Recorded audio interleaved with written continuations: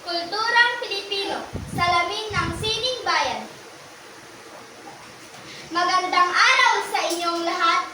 Nandito ako ngayon bilang isang kinatawan ng kabataang Pilipino na magsasalita tungkol sa ating yaman, ang kulturang Pilipino.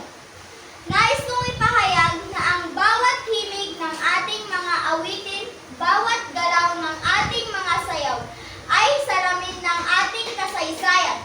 Mula sa sinaunang ritual hanggang sa makabagong sining, ang ating kultura ay punong-puno ng kwento. Kwento ng ating mga ninuno, kwento ng ating pakikibaka, at kwento ng ating pag-asa. Gusto kong malaman nyo ang ating sariling tradisyon. Makukulay at pagdiriwang, ngunit sa likod ng mga ganitong sitwasyon, narito ang hamon.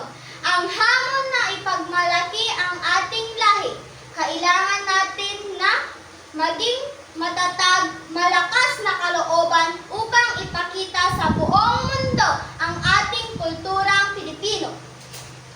Pakaisipin natin, bawat pag-uugali, bawat munting bahay na ating nakikita, ang bahay kubo, bawat produkto na ibinebenta sa ating pamilihang bayan, ay bahagi ng ating pagkatao. Ang ating mga sining, ang mga makatang naglalarawan ng ating damdamin, ang mga artist na nagbubuhos ng kanilang talento sa bawat kuha ng kamera.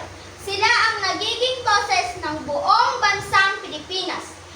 Gising kabataan! Tayo ang pag-asa ng bayan. Ipagmalaki natin ang ating ugat, ang ating mga tradisyon.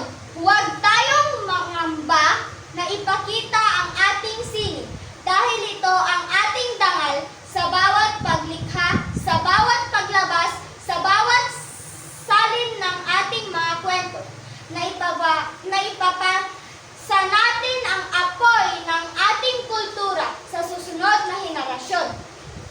Ang kulturang Pilipino ay hindi lamang iisa, alaala ang nakaraan, kundi isang gabay sa hinaharap. Kaya't sama-sama ipagmalaki natin ang yaman ng lahi, huwag natin kalimutan ang ating mga ugat. Ipinanganak tayo, may dangal at may kakayahan, makagawa ng pagbabago. Kaya't mga kabataang Pinoy, maging mga tagapagtanggol tayo sa ating sining at kultura. Ipakita natin sa mundo ang tunay na ganda.